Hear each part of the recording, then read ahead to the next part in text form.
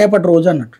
అట్లాగే 100వ రోజు కూడా అంతే ఉంటుంది రేపటి నుంచి. అయితే ఇప్పుడు మీరు చూస్తే ఈ వీటిలో ఈ చెప్పుకొస్తారు, డెవలప్మెంటల్ యాక్టివిటీ స్టార్ట్ అయిపోయినాయి, ఈ రోడ్లు పంచాయతీలకు నిధులు ఇచ్చేశారు, అట్లాగే పరిపాలన పర్ఫెక్ట్ గా నడిచింది, గాడిని పెట్టారు, అధికారులని సరైన వాళ్ళని పెట్టారు, అట్లాగే ఇంతమంది అధికారులను తీసి పక్కన పెట్టారు, అరాచకం చేసే వాళ్ళని పక్కన పెట్టారు, అలాగే అరాచక శక్తులను అరెస్ట్ చేశారు, అట్లాగే ప్రకృతిని ప్రమాదాలు వచ్చినప్పుడు ఎదుర్కొన్నాడు, విశాఖపట్నంలో అనకాపల్లి ప్రాబ్లం వస్తే వెళ్ళి కాపాడొచ్చారు, అట్లాగే ఇప్పుడు వరదల్లో స్వయంగా తిరిగి కాపాడారు.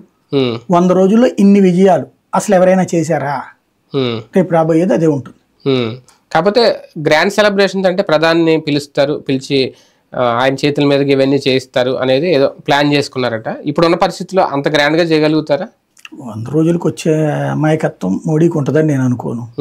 బేసిక్ గా మోడీ పిలవాలనుకుంటుంది, అమరావతి ఇష్యూలోనే ఏదో అనుకుంటున్నారు అంటున్నారు. అది అంతవరకు చూడాలి దానికి. అంటే 100వ రోజు ఇంకొకటి సూపర్ 6 మొదలవుతాయి, ఆ రోజు నుంచి స్టార్ట్ చేస్తారు అనేది. అంటే అన్నీ నేను అన్న కానీ ఉచిత బస్సు ఇలా 1-2 అయితే ఆ రోజు స్టార్ట్ చేయబోతున్నారు అనేది ఇప్పుడు అవుతుందా? అదంతా చూడాలి. అన్న క్యాంటీన్ల వరకు ఉంది కదా, అన్న క్యాంటీన్ ఇప్పుడు 100 రోజుల సక్సెస్ లో అన్న క్యాంటీన్ కూడా ఒకటి. అట్లాగే స్కూళ్ళకి సంబంధించినటువంటిది ఏదో కోర్సులు మార్చాము ఇదని చెప్తున్నారు, తెలుగు మీడియం కూడా పెడతారు.